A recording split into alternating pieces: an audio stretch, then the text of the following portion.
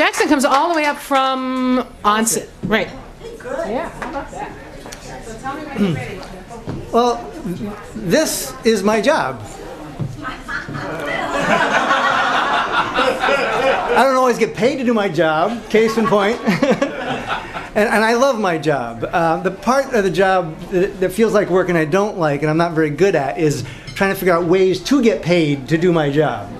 So to that end, you know, a lot of times I have to pay to do my job, like to go to, you know, showcases and, you know, conferences and you know, also to keep my skills up and go to workshops and stuff. And it was to this and figuring out ways to market myself. So it was to that end that I went to a National Speakers Association meeting a while back. I had been a member, and I was particularly interested in one of the two speakers that day because she was going to be talking about networking. And when I arrived at this Westford Conference Center, you know, a lot of things go on there at once. So I go to the lobby and I look at the board and I see where to go. Like the Boilermakers are meeting in the Bolton room, and the Speakers Association, they're in the Summit room. Okay, so I go there, and she's giving us pointers and explaining that when you work freelance, you're networking all the time. You meet somebody, it could be a contact, you should schmooze, and you should really, you know, always be working the room.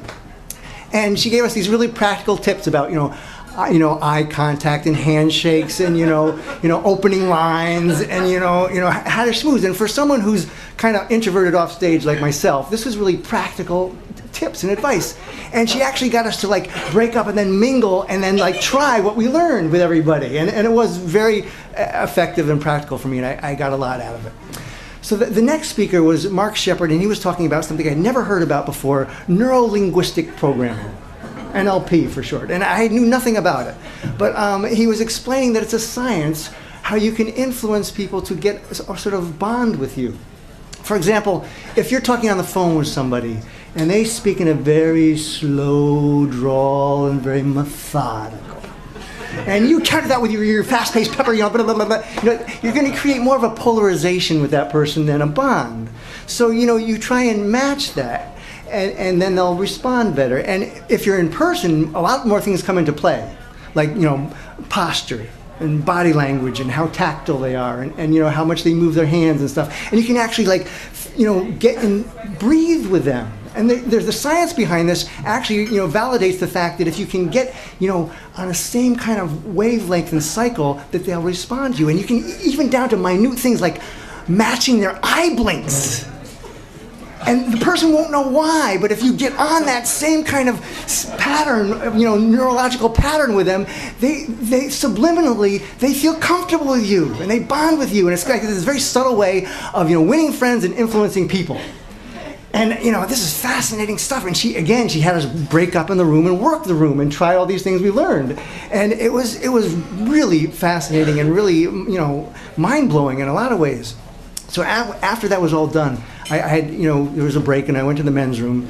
And one of the fellows, you know, came in there at the same time, and we both went to the urinals and neighboring here. And I noticed that, you know, we unzipped at the same time. And then our stream seemed to start at the same time. Now, there's this kind of unwritten law that when you're in a men's room with someone you don't know, you know, you look straight ahead and you don't say, you know, chit-chat. That's a kind of unwritten law. But we had just been to this networking thing where we learned that, you know, you should work a room. Everybody could be a potential contact. And, you know, why exclude the men's room? You know, so, you know, I'm putting myself out there. You know, I'm applying everything I've learned right in this thing. You know, this is my job. And you know, and I break the ice and I say, you know, gee, I wonder if you urinate at the same time, whether that creates a bond too as well, you know? I'm expecting, you know, like a snicker back, you know, and joking response in kind, and there's just silence, and it's kind of an awkward silence. And finally, I say, you're with a speakers group, aren't you? No.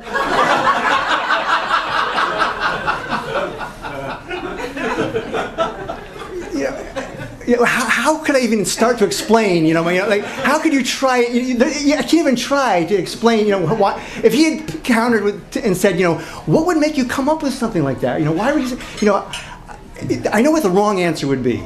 even if it was the absolute truth, is to say, it's my job.